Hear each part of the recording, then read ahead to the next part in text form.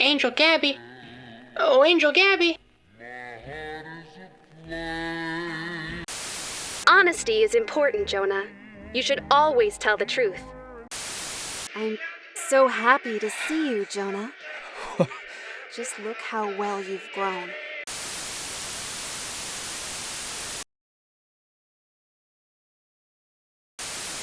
What's up, Doc?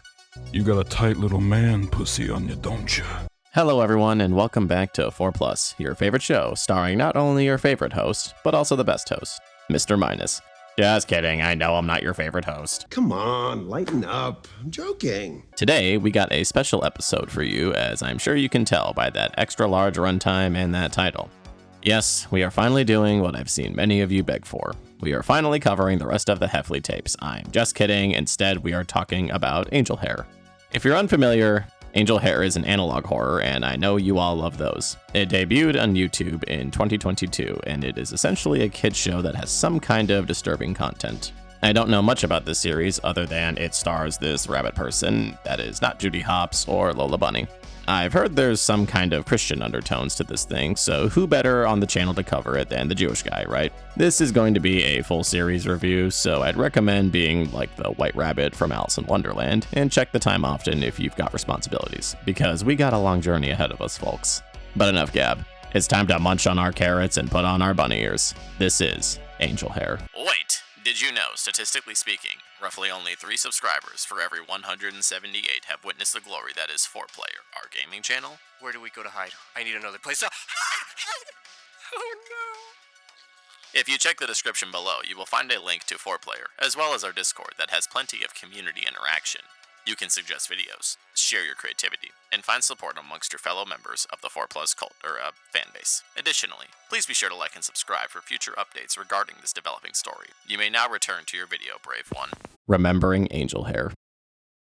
Our first video in the series seems to be just a teaser if I had to guess. The video basically states our childhood is sadly usually forgotten, but there is one character that hasn't forgotten us. Trust me, I know. My man Steve still recognizes me all these years later. But that's not who this is referring to. Instead, it is talking about Angel Gabby. We are invited to essentially be a part of this 6-week remembrance of the hit cartoon, but the teaser implies there might be something sinister awaiting us. We are then greeted by Angel Gabby. My name is Angel Gabby. What's yours?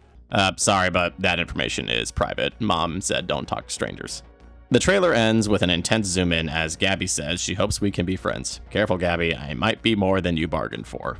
The video is short, and judging by the Patreon link, yeah, this was probably just an advertisement or announcement of the series. That said, so far the clips seem to be doing a good job, as it reminds me of shows like Dora with how they talk to the viewer and all. Here's hoping Dora isn't sentient, because if she saw the state of the world right now... Well, anyways, short video, but great start and has me intrigued. Tape 1. Were you an Angel Hare child? Our first video opens with text explaining to us that the creator, while at the thrift store, found what appears to be a copy of the Angel Hare cartoon. The creator is quite excited, as this show appears to be their comfort show, similar to how Smiling Friends is mine, so of course the damn thing gets canceled. I can't believe it. They're really gone. My boys. Anyways, we are then told apparently something was off about the show. They went through old recordings of the show, and we get to see some of it played side by side. We see a small animal in the woods as they call for Angel Gabby, who has her head in the clouds. She comes down from heaven, it seems, and greets her friend named Francis, not of the filth. She notices that Francis has a new friend, but he's a bit scared to approach us. She tells him to not be afraid, as all he needs to do is introduce himself and ask what their name is. To help out, she demonstrates it. Hello there. My name is Angel Gabby. What's yours? Alright, fine, Gabby. If you're so damn insistent, I'll give you my stage name. Mr. Minus. Happy? That's a beautiful name. Thanks. I know it's beautiful. After that, though, we get a replay of this scene now from the old recording tape. The dialogue is slightly different, but it ultimately means the same thing. That is until Angel Gabby refers to herself as Angel Gabriel. God fucking damn it, you stay out of this, you motherfucker! Anyways, Angel Gabriel, or whoever the fuck they are, then refers to the viewer as Jonah. It's wonderful to meet you, Jonah. I said Mr. Minus, but it's okay, a lot of people get that confused. The viewer recalls there being a character named Jonah, which is also their name. Jonah explains the connection is what made the show special to them. The angel then tells us to then share something that is important to us. Can you think of a toy or storybook that's special to you? My collection of dildos from my Funko Pops. Yeah. That's great.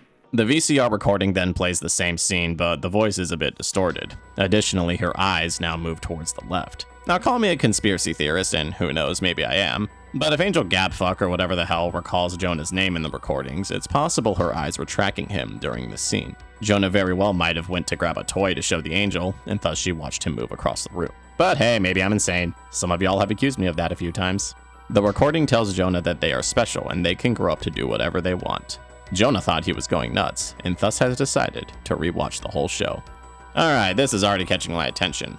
We all have a show that we recall as kids. For some of us, it's Blue's Clues, and others, it's Happy Tree Friends. So the idea of rediscovering something like this is already relatable. But with what I'm seeing, I am already speculating this Angel Gabby or Gabriel is, well, alive.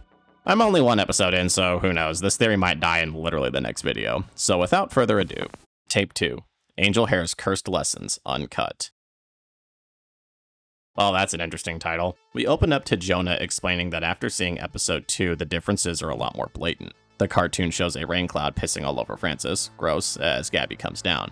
Francis complains about the rain as Gabby tells him faith and hope are our friends in times like these. So that's why we sing Rain, Rain, Go Away, damn! Anyways, we then see the recorded version, which follows a similar plotline. This time, however, Gabby says that the sun is warm sometimes, but to never forget when it burns you. That's a little deep for a cartoon, but hey, kids have seen worse. Tom and Jerry has some John Wick level violence after all. That said, Gabby's smile is also gone as she explains that we need fortitude and strength during times like these, even when it's a time of peace. What's even stranger, Francis seems to go forth with his line while Gabby seems to completely ignore him and talks to Jonah again. We then cut to another scene as Francis laments that the path home is flooded. Gabby tells him to not give in to despair and look for a narrow crossing, which saves the day. The recording plays. Once again, a similar scene, but there is quite a difference here. Once again, Gabby references Jonah by name, but instead leaves Francis behind. He says his line as she goes back to the clouds, and asks Jonah if he wants his room to be safe. Jonah expresses how odd it was that Gabby always knew what he needed, as she explains to put a chair in front of the door to keep it from opening, and then go into his closet. She tells him to concentrate on what he is thankful for, and to take a breath. She then tells Jonah he won't need to be afraid even if he finds him. Jonah refocuses on the fact that Gabby knew who he was, and remembers him and his mom weren't always alone as the video ends. We got a similar format, which I will say is interesting. Comparing and contrasting the video and the recording is a pretty neat idea. Kind of reminds me of those spot the difference games that I swear to God were always the same fucking picture. Francis following the script of the show definitely fuels my theory that Gabby is sentient, which is kinda messed up. Poor dude is trapped in being anxious and sad forever while Gabby has purpose. Life is cruel, I guess. Anyways, the main difference of course is the door and closet bit. I'm sure you probably gathered, but in case you didn't, I think this is to imply Jonah is a victim of child abuse.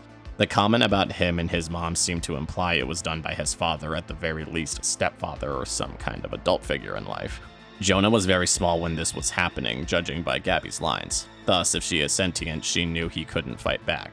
Well, unless he got a knife, but that would be cheating, and we don't do that here on 4+. The cartoon itself is a bit unsettling given the childlike wonder of this world, but the darker implications of what happened when Jonah turned the TV off. It does make me wonder what else does Gabby know about Jonah. Only one way to find out, right? Bonus tape, the first letters. The next tape we got here opens with Francis sitting all alone in a house. He mentions how Gabby is busy right now, so he's gonna open up some letters from fans. The first letter asks if there are other Angel Hares, to which Francis says he hasn't seen any, but knows they do exist, and even shares some drawings of them that he found. Quite the talent on display, I will say. The next question asks if there are any demon hares. Oh boy. Francis gets a little uneasy and talks about how they do actually exist. He almost shows us some art, but reveals Gabby doesn't like talking about it.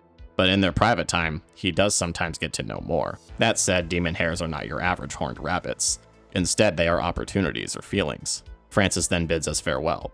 That said, in the credits, he does discover a secret, as he says rabbits with horns are jackalopes, which means those are then demons. So does that mean narwhals are demons for whales? I digress. The video is short, but I think we can gather some information off this. Supposedly, this is a recording. Francis telling us there are more Angel Hares means that there might be more people like Jonah who had a different recollection of this cartoon, and thus had a character that helped them in their time of need. That said, it is unclear if it is strictly this cartoon or if, say, other cartoons could hold a similar role for other kids. If that is the case, I feel really bad for the kid who has Fanboy and Chum Chum as his Angel Hare. That said, the other thing I wanted to make note of is its discussion of demon hares. So they are confirmed to exist, and judging by the small bit of drawings, they may also hold mythical appearances. But Francis did warn us they don't look like rabbits with horns, and instead could be stuff like feelings. Jonah is reporting a lot of feelings and emotions attached to the show, both in the past and in the now. Additionally, one interesting detail is that in Arabic mythology, there is a yellow-horned rabbit known as al-Miraj. Why is this relevant? Well, Gabby is wearing yellow clothing. While her fur may not be yellow, this could be a subliminal message that perhaps Gabby is actually a demon. She's even got pointy hair where the al-Miraj is normally depicted as having a horn. Additionally, Francis did say he did uncover a secret after the epiphany of realizing jackalopes are demon hares. So if that's the case, could it be that he discovered she's actually a demon? A lot of demons are fallen angels after all. I might be reading too deep into it, and maybe I'm just paranoid in general, but I can't help but feel Gabby is not who she claims to be. There's something different about her, and while she is trying to help Jonah from what we've seen so far, how can we be so sure that there isn't some kind of endgame plan here? This could be a Coraline situation where she is targeting vulnerable children for selfish gain. Or maybe that movie made me skeptical of anything too good to be true. Tape 3. What big ears you have. The episode starts with Jonah not knowing what to believe anymore, but what he does know is that he will find the truth as he has all these tapes that we can see right here. Damn, dude really replaced Karate Kid 2 with this stuff. Anyways, we then get a scene of Gabby demonstrating to Francis that the word of God is their weapon and armor in this world. That said, midway through Francis's line, she tells him to nod once if he's not coming back for a while, as her eyes track something off screen. Not once if he's not coming back for a while. Shortly after, we see Gabby telling Jonah it's okay if he wasn't listening. Later, we see Gabby flying outside her house as she tells Jonah to pick up something heavy on the table with a handle. Jonah is confused on how he forgot all of this. Gabby then explains they've taken this item apart and now need to hide it. Jonah seems to propose the kitchen or his toy chest, but both seem to be bad ideas according to Gabby. Later, we see Gabby instructing Jonah to climb down a ladder after hiding this item with a book. Francis is doing his part while Gabby seems to be missing. Well, at least one person is pulling their weight on this show. Eventually, Gabby comes back and says she will always be his warrior, while Jonah wonders where she was the whole time. Gabby then expresses hope that she never has to use a weapon, but considering she is his guardian angel, that may have to be the case. The video ends with Jonah wondering what happened to Gabby. Well, this is a drastic turn, kind of. It seems like the video is implying that a gun was taken and then dismantled by Jonah with the help of Gabby. The kind of gun is unsure, but considering a child could lift it, I assume it was a pistol of some kind. Why a gun was sitting out on a table with a child around, I got no idea. Probably just kind of speaks to the neglectful nature of his parents, or rather the father figure. I can't help but feel like this is building to something, and I'm not entirely sure if it's a good thing. Jonah may very well shoot his father, but I'd be curious how he would forget such a thing. Granted, the human mind is quite the machine and does very odd things, judging by the people I see online, so... Tape 4. Little White Alibis. Tape 4 opens with Jonah being more and more confused. A picture of Gabby appears on the screen as he wonders what exactly tore them apart. We then cut to Francis holding a feather and apologizing to Gabby. Apparently, he stole one of her feathers and lied about it. Kinda wanna know what the purpose of this was, Francis. You wanna come clean and tell us if you're a gooner or something? Anyways, Gabby explains she's sad he stole a feather, but is even more hurt that he lied. As a result, she teaches the audience to never lie. But when confronting a liar, God says we must forgive them. That said, Proverbs tells us about the consequences of lying, like getting elected president. Gabby then asks if we should forgive, to which the audience shows mercy. Gabby then commends us for showing mercy on someone who wronged us, as it is a sign of courage. Gabby explains he should always tell the truth, and if you're going to get in trouble, then have a truth for later. Now this is some great life advice for when you go to work, kids. Listen up. She tells Jonah to go to a friend's house when something bad happens, because they're going to ask him what happened. Jonah realizes Gabby is planning his alibi, but doesn't know for what. Gabby then tells Jonah it's up to him if he forgives Francis, but speaks of how Revelations talks about where all liars end up. Welcome to hell, motherfucker!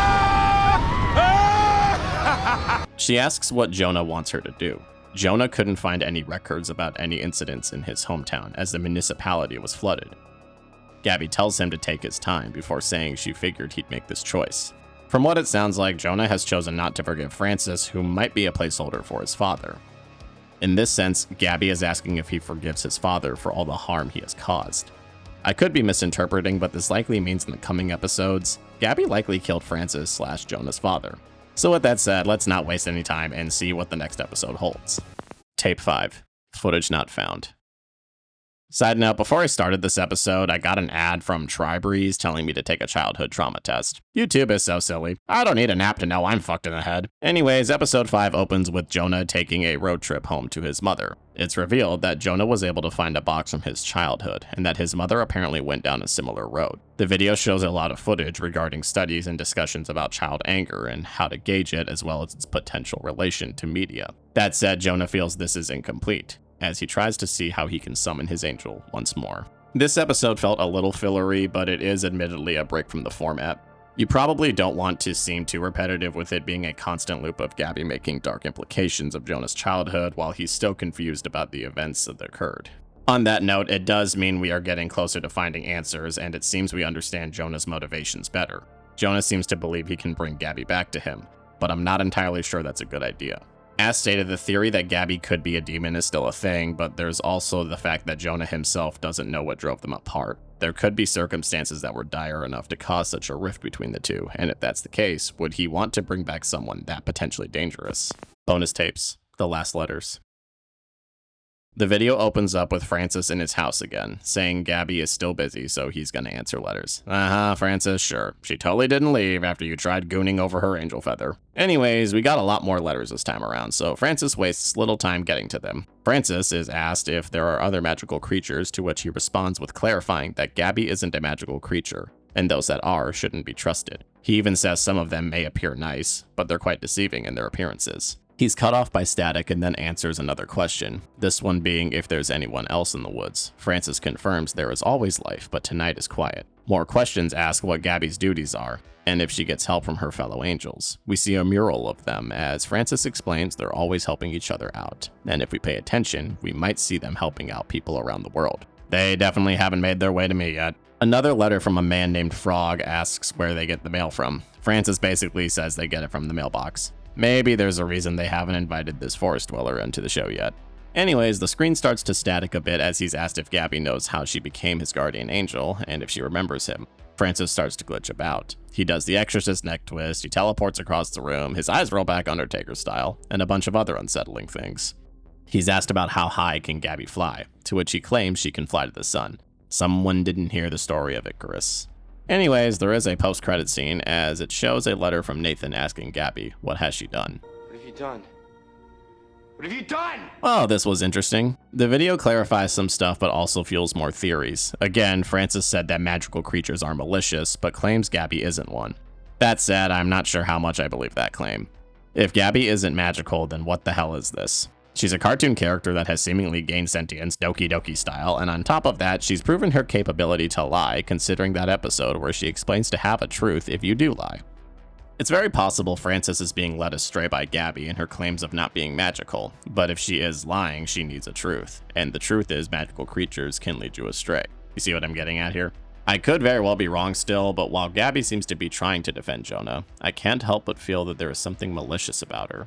The post-credit shot also implies Gabby is guilty of doing something harmful if Nathan's letter is being interpreted correctly. If that's the case, it is possible Jonah isn't even the first child Gabby has latched onto. Francis did say these angels have a lot of responsibilities and people to look after, so maybe Jonah is just one of many that she's looking over at any given time. We got quite the mystery on this one. Guess it's up to Sherlock Minus to figure it out. Tape 6, a final call. The episode opens with footage of Gabby and Jonah hanging out in many different activities. During this, Jonah has gotten desperate. He's going to try and live stream an episode to see if he can summon her. We then switch perspectives to Jonah as he sets a stream up. The first episode plays as expected, but we can hear Jonah breathing heavily, as Gabby seems a little uncomfortable with the situation. Jonah, don't be like Francis and start gooning to a rabbit, dude. You don't want to go down this rabbit hole, dude. Just please stop. This little rabbit's hopping down the old bunny trail. Anyways, just as he's about to finish, Gabby notices him. He asks if she remembers him, to which she does, and she congratulates him on how well he's grown. The two touch hands between the screen as our episode ends. Well, would you look at that? The season ended on a happy-ish note, but there are still some loose ends. Obviously, a lot of questions weren't answered, but we still have a lot of content. Regardless, this was a pretty big move. This has basically confirmed Gabby is indeed sentient. But what happened is still unclear. It's safe to assume Gabby probably killed the father in Jonah's house, but as to how, it isn't exactly known. That said, I am open to other ideas as to what happened. Really, all this episode did was confirm the suspicions that Gabby is indeed a living being. But what happens now? Let's find out. The Easter tape. Cracked shells. Well, we're a bit late, but we get to celebrate Easter with you guys, so here's hoping you can forgive us. Anyways, the episode opens with Jonah discovering a tape that's labeled as an Easter episode, believing it was made for him when he was on his first Easter alone. The video opens with Francis wishing us a happy Easter as Gabby goes on to ask if we'll join to celebrate. Will you follow along with us? That's great. I may be Jewish, but I can still partake. Jonah presumably tries to grab some eggs as they splatter, causing Gabby to explain this is why we are using hard-boiled eggs. Gabby then explains the origins of painting eggs for Easter and tells Jonah and Francis to paint what matters to them. Francis goes off to paint as Gabby guides Jonah throughout the dyeing process, which presumably goes wrong. Dye is a potent stain, so if you use your spoons to carefully lower your... See, now your hands are going to stay that color. Francis returns with an egg that has a snake wrapped around an infinity symbol. Gabby seems startled and tosses it out, telling him to try again. Kinda rude there, Gabby, don't you think? What if he was just saying he loves snakes forever? What's wrong with that, huh? Anyways, Gabby tries to guide him through the painting process as Francis returns with a bad bunny on his egg. Gabby seems to not be a fan and tells him to try again. Yeesh, everyone's a critic.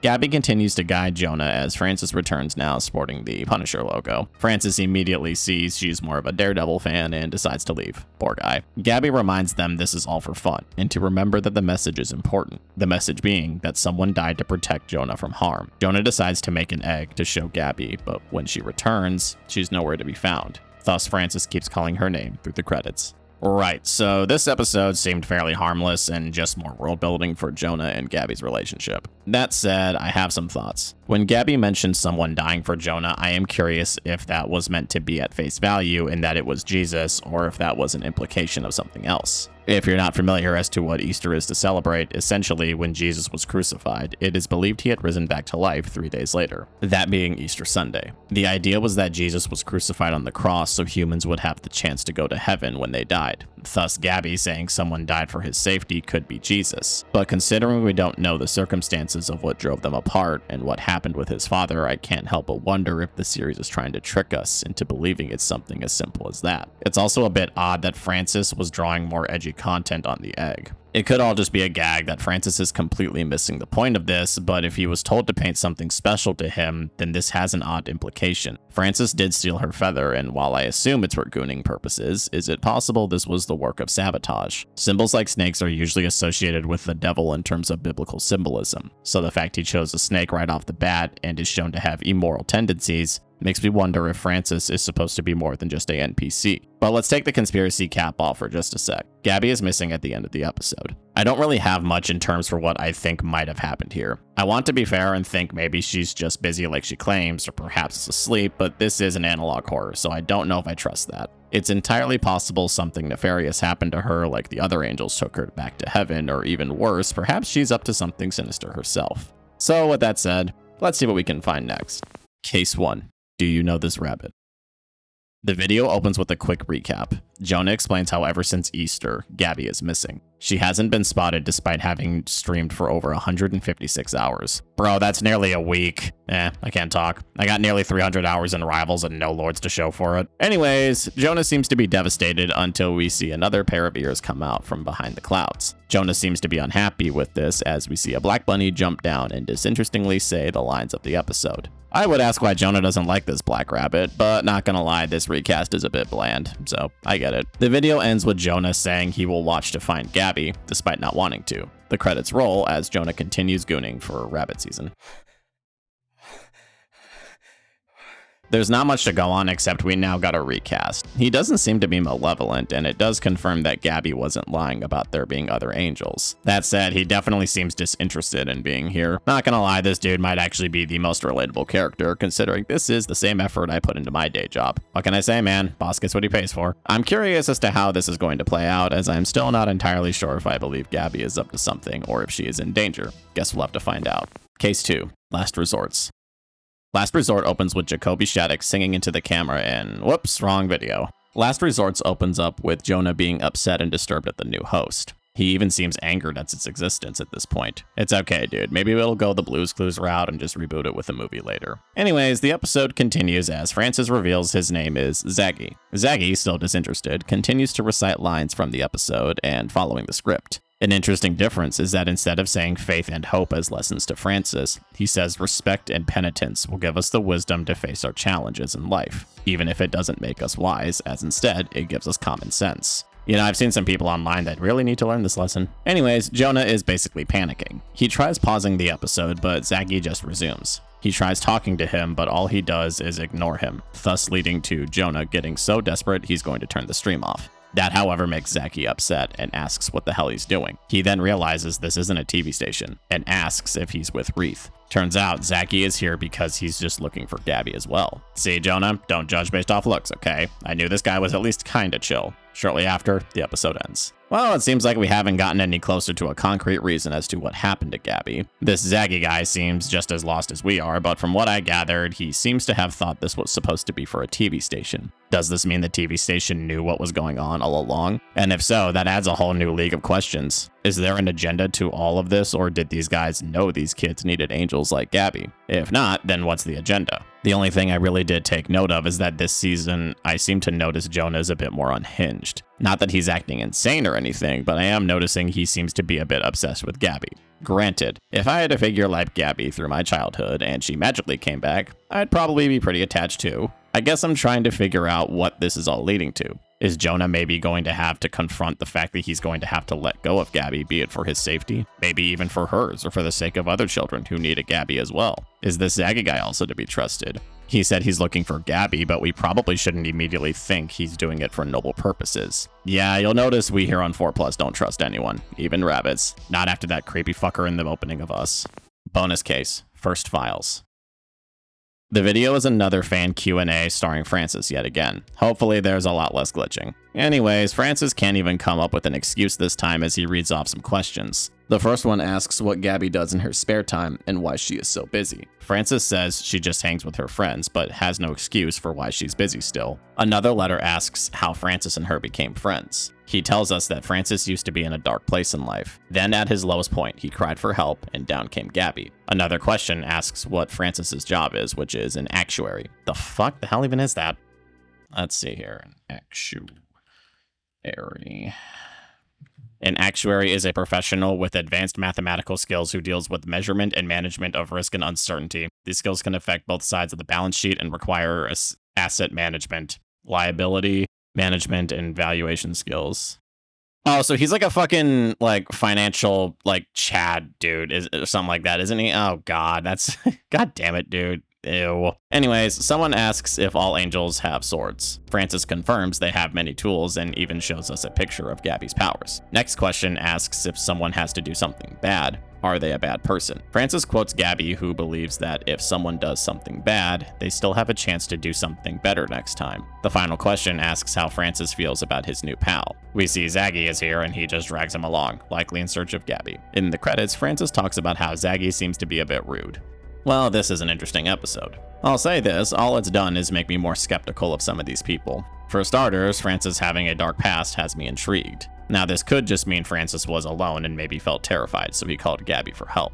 But simultaneously, we shouldn't ignore the possibility that this could mean Francis might have been a seedy individual. He has shown to occasionally fall back into his old ways, judging by the feather incident, so is it possible Francis may be hiding something? The dude is a finance bro, so immediately I'm sus. Or is Gabby hiding something? The drawing of her in this episode to me seems like she is doing some kind of angelic screech, potentially the canary cry of Black Canary in DC. As previously stated, Gabby says magical beings exist, but are treacherous. And even more so, she says she isn't one. The evidence keeps stacking towards the contrary. She can fly, she is a living cartoon, and she apparently has abilities like this. If this isn't magic, then what even is this? The only explanation I can come to is that if magical beings are untrustworthy, then Gabby may be lying about not being magical. To what end? I'm unsure. Case 3. Circumstantial Crossroads. The video opens with Jonah still confused about Zaggy. He can't find any information on him at all. Meanwhile, Zaggy tries to work with Francis on finding clues. Francis says he can't help unless there is a lesson, so Zaggy cites teamwork with Proverbs 27:17, which is, As iron sharpens iron, so one person sharpens another. Yeah, well, Mark 420, huh? What even is that one? Let's see here. We're gonna Google that one here.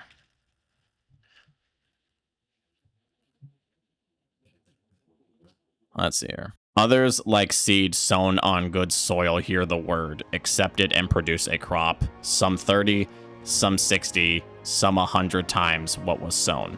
Yeah, so fuck your Proverbs 27:17 there, Francis. Or, Zaggy. Fuck you. Yeah.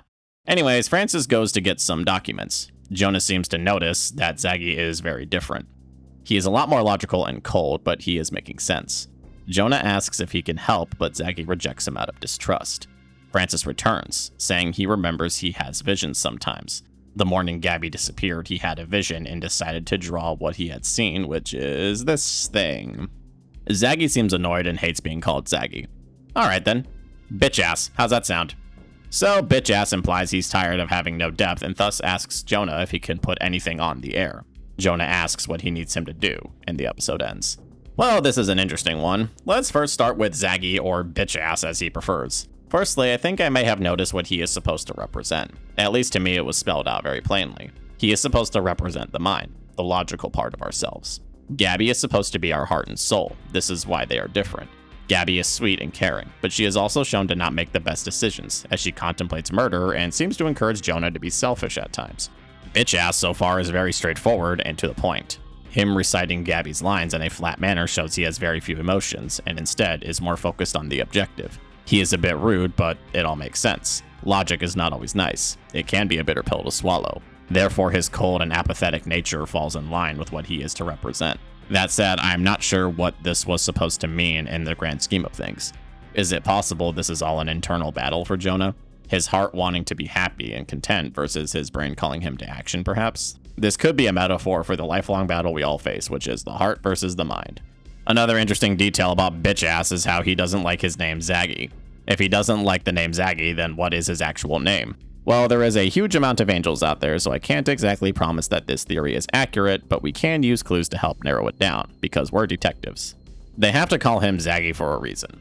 Perhaps it's short for a name that starts with a Z, unless it's like a Dick and Richard situation. Dude, that still makes no fucking sense to me. Anyways, if we narrow it down, the angels who start with the letter Z, we have a much smaller list to go through. That said, if we look at the angel Zephin, there may be an interesting connection. Zephin, in the book known as Paradise Lost by John Milton, was tasked by the angel Gabriel to look for the location of Satan after his fall. If you're unaware, Paradise Lost chronicles the story of Adam and Eve, as well as Satan falling after his failed rebellion against God. Yeah, for those of you who don't know, Satan was once an angel who felt God was a tyrannical figure and thus led a failed rebellion. That said, it is believed Satan was angered that he was just not the one in charge, thus his rebellion is not one of the debate of personal freedom. Thus, in the Battle of Heaven, he and his angels were cast out of heaven and made hell, which Satan proclaimed he didn't want to serve above and would rather be a king below in the city of Tartarus. But anyways, yes, Zephin was said to have been tasked by Gabriel to find Satan. Earlier in the series, Gabby referred to herself as the angel Gabriel at one point. This is pretty much the only connection I can find. If Gabby is Gabriel, then this clearly is a bit of a gap, but the concept of Zephin looking for a religious figure is indeed a common thing they share. And if this is a hint, could this be a sign that Gabby is a lot more sinister than we were led to believe? The last thing I want to talk about is the picture. For those unaware, that picture is actually a lot more accurate to what angels look like, at least according to the actual Bible and stuff. There is a reason they tell you not to be afraid when they approach, after all. So if Francis had a vision of what I assume is Gabby in an angel form, this might imply that Gabby is changing her appearance to seem more trustworthy. As to why this is, well, that can be anything. It could be to trick people into trusting her because, again, magical creatures aren't to be trusted. But I don't think this automatically puts her as guilty. I can see her choosing a more kid-friendly image if she is indeed pure of heart. If she wants these kids to be safe, they have to trust her. Therefore, it's probably better to look like a rabbit instead of, well, that. Case 4, field work. The video opens with Jonah going to what appears to be a church and looking for a tape. Supposedly, Zaggy told him to find a certain show. Behind a bunch of books, we find our tape. It's quite old, but Jonah turns on a film reel and sets up a stream. After that, well, I'll let you see. If it ain't Detective Zag Wild. Been a minute, Z. From what it seems, Zaggy was instead a character from a show called Wild Hare. He was the main character known as Zag Wild. Francis is here too by the looks of it. Jonah notes the show is very different. It's got guns and seems to be a lot more serious. The duo finds a newspaper that reads a star is finding a new stage and facing high demands, unsure if she can handle it all. Francis is confused, but Zag seems to think the answers are all here. Jonah then realizes he's found her. Meanwhile, we hear a voice seemingly trying to persuade someone into a deal that they find to be lucrative. Okay, so this was definitely a turn I wasn't expecting. All that work in my last theory, and it's been thrown out. Fuck you, Zag. Nah, I'm just kidding. Zag's origins are shown as he seems to be a part of a serial comic from the early 1900s. His design in some ways reminds me of the Green Hornet. If you're unaware, he was an early 1900s character from comics and later television and radio. The character was sort of a precursor to Batman, in that he was a masked detective by night with a younger companion named Kato, who was actually played by Bruce Lee once upon a time.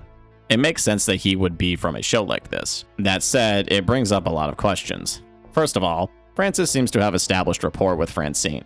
So is Francis from this cartoon too? If not, then what is he from? He stated he had a dark past, so is it possible maybe he was a villain in another cartoon show? It could be inferred maybe every show has its own Francis though to some degree. Francine and Francis are obviously close names, so it's possible that this is to show that she's this show's version of him. But does every show have its own Francis or Francine? Furthermore, how does it all work? Is it like Toy Story where cartoons all have personalities off screen when the credits roll? Or is it only certain cartoons? If Gabby just so happens to be in a Christian show, does this mean she even has angel powers? Is she even an angel to begin with? As for where Gabby is, the news article placing her in what appears to be a larger stage implies Gabby has gotten some kind of promotion. But again, since I'm not even sure she's an angel at this point, this could be heaven related, but I'm not entirely sure.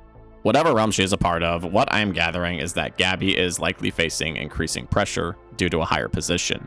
The voice at the end, however, sounds a little sly and manipulative. Maybe I'm reaching, but in environments like show business, people tend to say you're selling your soul to the devil being studios and producers. Obviously, this is just the show dumbing it down for us to be able to follow it easier, but considering the religious themes of the show, it's very possible Gabby might be closer to the devil than we thought. Bonus case, last leads. The video is another questionnaire, as is the norm of these bonus videos. Not gonna lie, with all the questions I have, I need to write to these bastards. We open to Francine being a little disgruntled as she decides to answer some letters. First question is what Zag does in his spare time. Turns out he's a bit of a ladies' man, and just sort of leaves Francine to do all the finances. Dude is gonna give Soldier Boy a run for his money. Anyways, we get a letter from Mike. He asks what angels prefer, bows or swords. All she does is say Zag uses a Colt pistol. Next question asks how Francine and Zag met. Turns out Zag got his ass beat by a gang and got patched up by her neighbor, to which she invited herself in. Next question is why Zag likes blackjack more than poker. All we are told is a poker dealer broke his heart. The next question asks what the story is behind Wreath. Francine seems confused and eventually gets a buzz. She bids us farewell and asks to keep writing to us. We didn't learn much from this episode. Really, all we got was just a bit more insight on Zag, as his world seems a lot more rugged and tough as opposed to cheery and warm. But I gotta talk about something here, so here is a theory I posit. Wild Hare is the show Jonah's father watched as a child. It's an older show and seems like it might have been Wreath's precursor to Angel Hare. If that is the case, it's possible that on the television, Jonah's father watched these episodes. It would make sense too, considering the man he likely grew up to be. We don't have a lot of information on Jonah's dad aside from the fact that he was likely abusive and he owned a gun. I stated earlier Gabby was likely helping Jonah take apart a pistol. Is it possible it was a Colt like the one Zag uses? The father may not seem all that sentimental, but who is to say he probably got a gun like that as he grew up watching Zag use it? I can see someone who maybe watched a show like this growing up potentially becoming problematic. The show seems violent and has little to no warmth behind it. If a child spent their formative years watching a show that is based around logic and violence with a macho and lone wolf kind of hero, it could potentially influence them to be a bit rough around the edges. To clarify, I am not saying by watching old serials and pulps as a child, you're gonna become a wife-beating alcoholic. But this show seems to have a huge focus on the effects of the shows we watch as a kid and the way we all turn out. It may not be the direct reason we become who we are, but we all can point to a show that is a core memory for us. Be it solving mysteries with Steve or the Mystery Inc. gang, or just kicking back with the crew in Bikini Bottom. And of course, this is just a theory and more so a fun one at that. It doesn't really matter much. Case 5. Flirting with the Void. The episode opens with Jonah still caught in his feelings. He reminisces on all the memories he had with Gabby and remembers how she was always there. She concludes that Gabby always answered when he called, so her not coming must mean she can't answer as opposed to she just won't answer. As a result, the team deducts she probably couldn't hear Jonah calling for her, so they devise a plan. They're going to launch as many streams as possible from both in and outside the cartoon and see if they can reach her. But during all of this, Jonah starts to ask Zag questions about what him and Gabby are.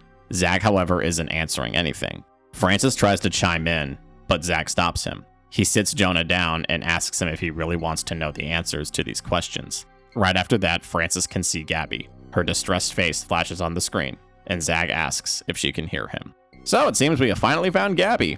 She doesn't seem to be doing good, however, judging by her face. The real interesting bit is everything Zag told us, or rather didn't. There is a secret being held, but Zag isn't going to tell us anything. Whatever he and Gabby are, he seems to believe that Jonah may not be able to handle the reality. It's also possible this was just used as a way to dissuade him, as Zag seems to be a clever guy, all things considered. So with that said, without further ado, let's get to the season finale. Case 6, Lady Come Down. The video opens with Jonah still confused. Zag calls her Gabriel in his attempt to reach her. Francine does his call to her as she is able to answer. She refers to Zag as Zagzago before apologizing to Jonah. Jonah realizes that Gabby is hearing voices of tons of children that need help. He concludes he can't keep holding her up and that he has to let her go. Gabby thinks it's kind, but it's unnecessary. She can't help him like she did before, but she doesn't feel burdened by him. She can hear the voices of the children on the internet. Zag explains it, but is limited by technology of his time, as he can't comprehend the internet. What a boomer. Anyways, Gabby then proposes that they get a guy on the outside again. That guy being Jonah. The episode ends with them agreeing to be here for each other. Another happy ending by the looks of it. We got hit with a lot of revelations, but it seems like Gabby is struggling to handle the situation, that being the internet. And the sad thing is, well, this is realistic. It kind of reminds me of that part in Bruce Almighty when Dr. Eggman can hear the prayers of everybody and it overwhelms him. Realistically speaking, it is very likely this would be the case. It's a harsh world we live in, and now with the age of streaming, if Gabby is this being that can only help when on television, her plate is now going to be a lot more full. Jonah seems to be around my age, and I'm not lying when I say we are a generation of mental woes. We faced hard childhoods, we were faced with inexperienced parents, divorced households, and a post 9/11 world that felt and really still does feel like it's falling apart. The new generation isn't in a much better situation, all things considered. If Gabby was real, she would be overwhelmed immensely. The last note I want to talk about with Zag is we finally know who he is. Zagzago. Totally knew who that was from the start, folks. I swear I'm not bad at being Jewish. I just wanted to educate you guys a bit is all. Anyways, if you're unfamiliar, Zagzago was the angel who appeared in the burning bush to Moses. If that name sounds familiar, that's because it indeed was the Moses from the Prince of Egypt. And if that still doesn't ring a bell, basically Moses one day found a burning bush and was told to liberate the slaves of Egypt under the ruler known as King Ramses. Moses invoked a multitude of curses upon this land in an attempt to persuade him, the final being the angel of death who took his firstborn child. Ramses let everyone go, but regretted his decision. He chased Moses and his people to the Red Sea, which was said to have split open upon Moses raising his hands to the sky. Once everyone had made it across the ocean, it reformed and drowned the king's army. Moses would die of natural causes much later on, and was said to have been escorted by Zagzago to heaven. In modern days, some call upon him when you require knowledge or wisdom. So if that's the case, we now know an important bit of info.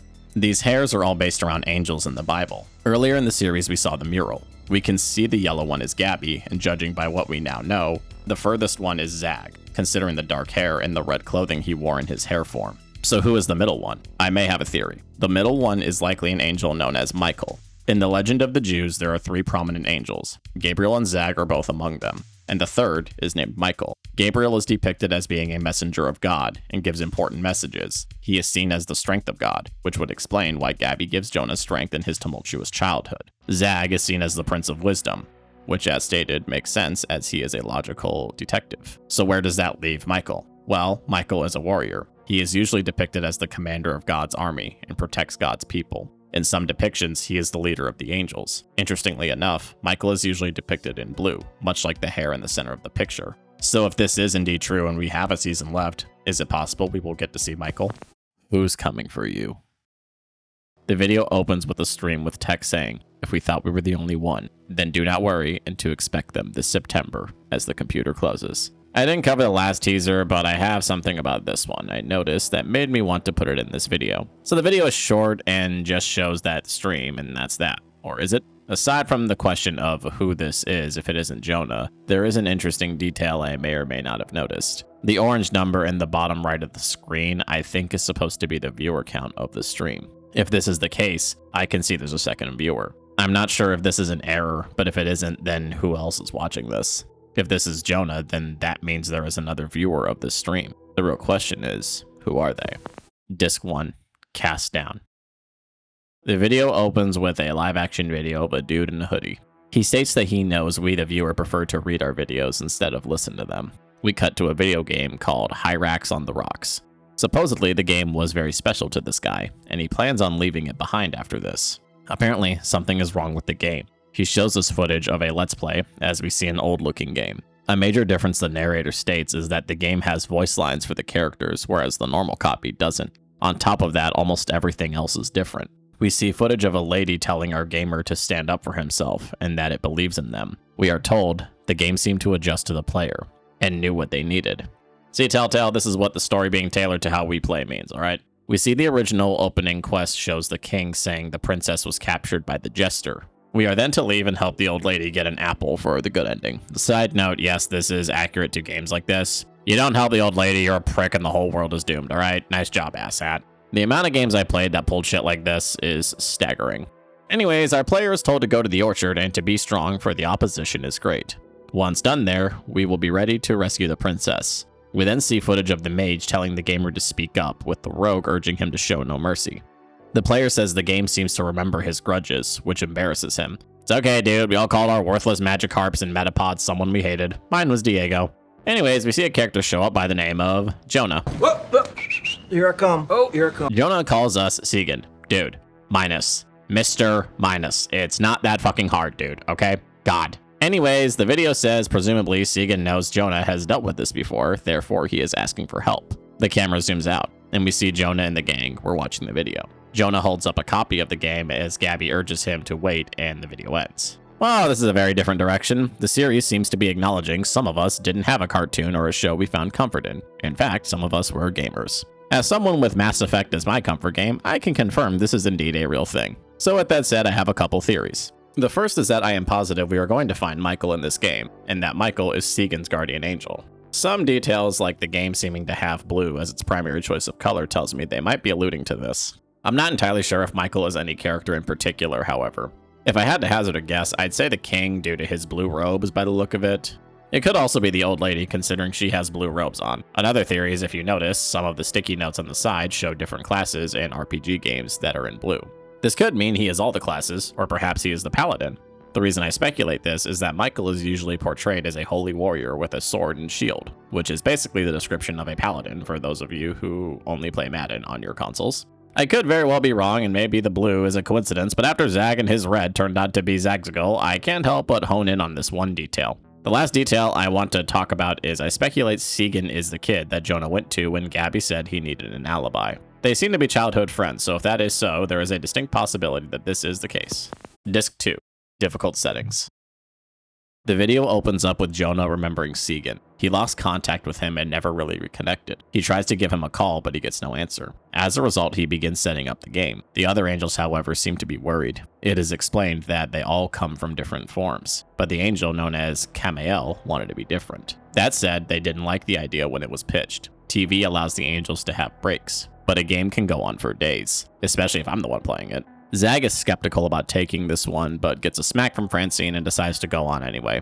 Jonah proposes they go play the game. It's implied Cam might be very unfriendly and stubborn. Zag in particular is worried about going into the game, as it could be dangerous. Looks like we're doing Spy Kids 3 on this shit. Somebody ring up the Dinkster. Anyways, Jonah wonders if this is his fault considering the role he seems to play in the game. So with that, we pop our disc in, and it's game time, folks. Okay, so now I am dead set that this is Michael. The name Camael is literally an anagram for the name. The question is, however, what is Michael like? The other angels didn't seem to have fond memories of him. Granted, that seemed to be more due to his personal shortcomings instead of him being harmful. The game seems to be haunted by the looks of it, Ben Drown style. If that's the case, is it possible Segan never moved on from past grudges? If that's possible, could Michael have gone mad from the constant work and no breaks? Or perhaps did Michael try his best to save Segan, and thus had to do bad things so he could protect him? Michael is portrayed as a soldier and a warrior. Considering Gabby is kind and helpful, and Zag is logical and smart, It's possible Michael is strong and defensive. These are good traits, but they are potentially prone to manipulation or misuse. Guess we'll have to see. Bonus disc. First save. We see Frances as per usual as a fox enters complaining.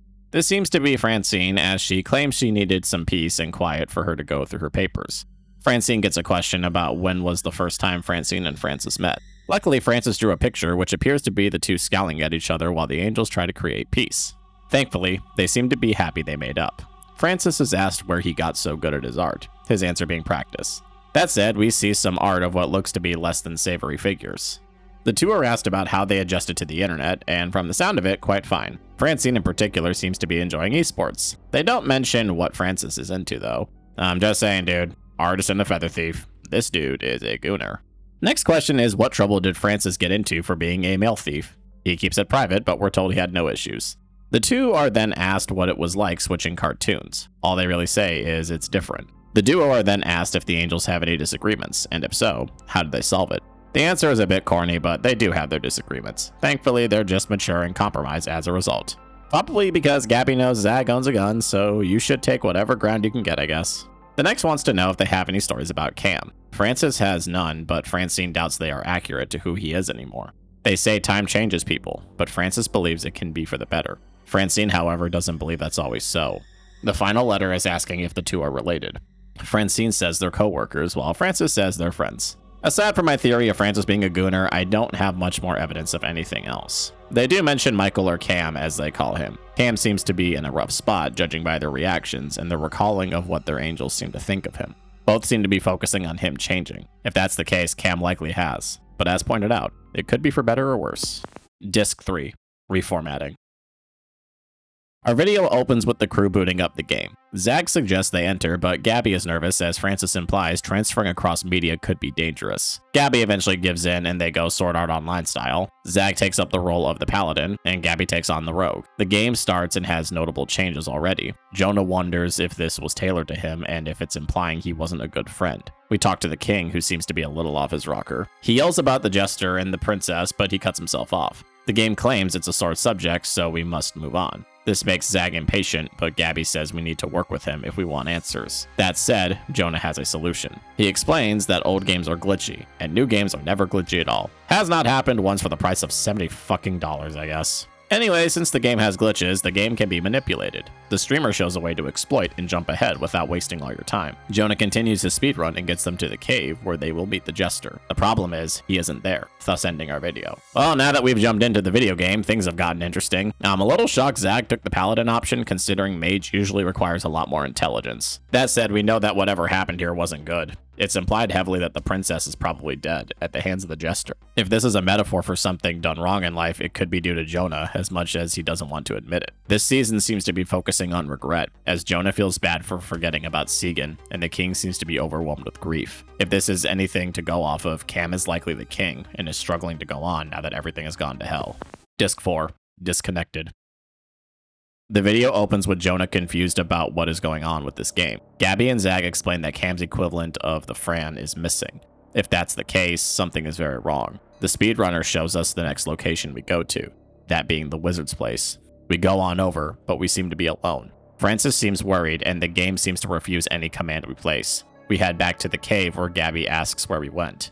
The team concludes Gabby and Zag can't go with him as the game is blocking them. Zag is worried that Jonah will face Cam alone, as Cam is different from them. Cam apparently can break those of weak will easily, and is used to guiding people down a designed path. Gabby, however, is supportive. So off we go back to the tower as Francine advises caution, her reasoning being the loss of the jester. She explains in this line of work, guys like him either quit or are fired, both of which aren't good. Frances tries to be optimistic and hopes it was all an accident. The video ends as we are yet to enter the wizard's domain.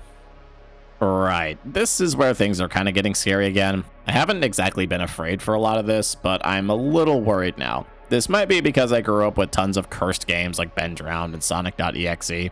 Fuck that game. I'm far too familiar with this kind of dark magic, alright dude? It doesn't ever end well. It's possible we might not get anything to that level, but if the game isn't right, there likely isn't anything good waiting at the end. Bonus disc. Last load. We open with the help menu from the game as the bear speaks to us. He is asked if they have free will and how do they live. He confirms they find homes in cracks and crevices, and as for free will, he doesn't really answer. He is next asked if there is a queen or if the princess is to be queen. He tells us it's possible she is fated to be queen, but that you should follow your own path in life. Next, the Hyrax is asked about how they feel about Jonah returning and how to fix broken friendships. He doesn't give any answers and instead says sometimes it's best to stay separate. But on the contrary, some relationships can be worth working for. Well, that's quite the word salad there, Hyrax. Next, he is asked if it's hard to accept forgiveness. He explains it should be treated carefully and continue to earn it. Hyrax is asked about who the guy outside was and why they stopped helping Gabby. We are cited an article as an answer. Goddamn legalists. Anyways, next he is asked why angels are always accompanied by a helper. He provides no answer. Okay, dude, I know you're not a Fran, but can you at least try? Francis is a gooner, but he tries, alright, dude? Come on. Anyways, we get more questions about the Frans and no answers. The Francis seems to be feeling in a dire mood before he is asked if he ever needs a break, to which he leaps at the idea and asks us to eject the game. The rest of the video is him just continuing to ask for a break before he gives up and just takes us to the menu. Right. The Hyrax at this point might be Cam if this video has any hints. He seems to be very unstable and quite torn over the loss of his Fran, and the bit where he begs for a break, relatable, calls back to the main issue Gabby and Zag had about being a video game character. He seems to be burnt out.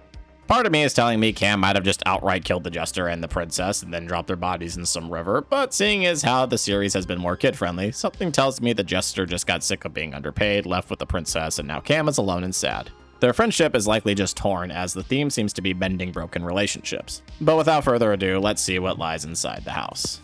Disc 5, Fail State. The video opens with the crow explaining the wizard is gone, and that the princess isn't the point of the game. Instead, Jonah should think of himself. He puts in the command for Jonah as the figure for Jonah appears. He scolds him for not taking accountability and using shortcuts. Being petty, he takes us to the end. We see the princess who scolds us for having so few points, saying we have nothing to show for our journey. Jonah asks about Segan, to which the game tells him they're not friends. The crow says Segan wanted people's approval because of him, as all he did was use him as an escape. Jonah asks about Camiel as the game changes. We are greeted with this creepy ass thing. Cam, in a crazed state, blames Jonah for all of this and asks why he is afraid to hang with the other angels, asking why he thinks they're too good for him. Jonah realizes that's what friends are for, to support one another. He calls in Gabby and Zag. The game ends as the princess is back on the screen. She congratulates us and shows us the scoreboard. Jonah deduces Camiel wasn't hiding the entire time. Zag and Gabby return as Jonah explains the game was all Cam. The princess is back with that creepy ass stare. They try to continue with the script of the start of the game as the angels try to reach him. Zag suggests dragging him out, to which we get this.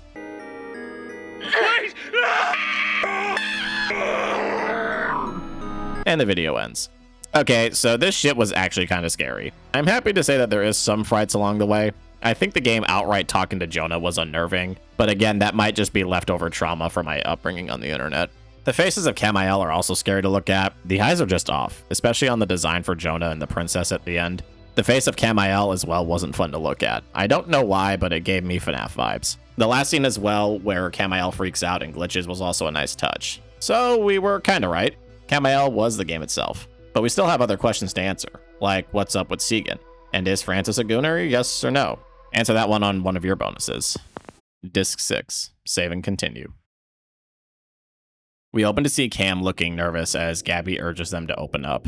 Zag shows support as Cam laments being thrown away. That said, he was wondering why he went to Jonah, as Jonah wasn't all that nice. He comments about the cruelty of the youth and how he wanted to help Segan. He taught him to set boundaries and stand up for himself. Cam believed by being the villain, he was pushing Segan to do better. But Zag says that likely only made it worse. Cam realizes all he needed was a friend. The Jester had left a long time ago, and Cam continued to hurt himself, thinking the drive to win would drive the player to be better. Gabby tries to help him, but he rejects it out of pride. Jonah tells Cam he needs to take a break and help himself as he's not being a good person. His new quest is to help himself. Cam returns to the game and vows to help himself as he doesn't want to lose anyone else. He leaves, but promises he will return to show he is a good friend. We see Jonah call Segan and the two catch up on a park bench as the credits roll, with some Linkin Park. What a fine ending to the franchise. From what I gather, the rest of the videos don't seem to be a continuation. They're either advertisements for products, prequels, or just silly little specials. I can see they also have a spin-off series, but according to the internet, it's not canon to anything, so I find no reason to look over it, unless y'all really want it. So it seems that the franchise ends on a bright note. Cam is going to get better, Segan and Jonah are friends again, and the Angels and their buds live happily ever after. So what did I think of the series? I thought it was okay. I wouldn't say it was necessarily the scariest thing I've seen, which is slightly disappointing. Not that the series is bad for it, but I was expecting this to be on the more dreadful side with all the comments I've seen on it and the buzz I heard on the internet. I'd say the first season really is full analog horror, as the concept of a living cartoon from your childhood is a little scary, especially when there was implications that Jonah's father might have been killed by Gabby. In hindsight, now that we know the series is finished, I don't know if she did, but it does leave the question of what exactly happened to the father still open. Did he just up and leave? Was the flood covering up Gabby and her malicious intent to the father? Or was it all just an accident that the father died? We don't really know, but that doesn't seem to be the focus. That said, I think I understand why this resonated with people so much. If we look back at when the series started, it began in 2022. A lot of the world was still neck deep in the pandemic. Analog horror really hit its stride in the pandemic era as people were locked in their houses. With nothing to do, minimalism and creativity came together, and thus the genre exploded. The Mandela catalog, of course, became huge as its terror helped us escape the pandemic we were all faced with. But Angel Hare took a different approach. Everyone had it rough in the pandemic. Well, almost everyone. Imagine there's no heaven. But speaking from the perspective of a young adult, the pandemic was more than just sad times. This really impacted an entire generation of young adults. It was the first time we left the house. For a lot of us, this was our first dose of freedom, and almost immediately it was taken from us. The time we were supposed to be young and free was now forced into confinement and isolation. We couldn't go partying with the squad, we couldn't see movies, or even just go to the beach or a park for some peace. We were back to being kids again, but now we had the responsibilities of an adult. We couldn't go home for support due to the limitations. We couldn't see our friends for support, and no one above us was coming to save us. It was a scary time to be alive. I can't speak for everyone, but a lot of the people I talked to said they turned back to childhood memories in that time. A time when being this restricted was fine because we didn't have bills to pay. Angel Hare understands the formative media and the wholesome desire of being a child again greatly. I said it earlier, but we all have an Angel Hare. Be it a guy named Steve and his blue dog, an old man in a sweater welcoming you to his neighborhood, or a friendly face painting with you. We all have something we gravitated towards as children that we look back on fondly and occasionally revisit. Me personally, it's these dumbasses. We all didn't have perfect childhoods, but these faces made it easier. They made us feel safer and taught us how to overcome the hardships we may have already been facing, as many of us likely grew up in broken or unsafe households. These faces helped us feel seen and cared for, when maybe sometimes our parents failed us.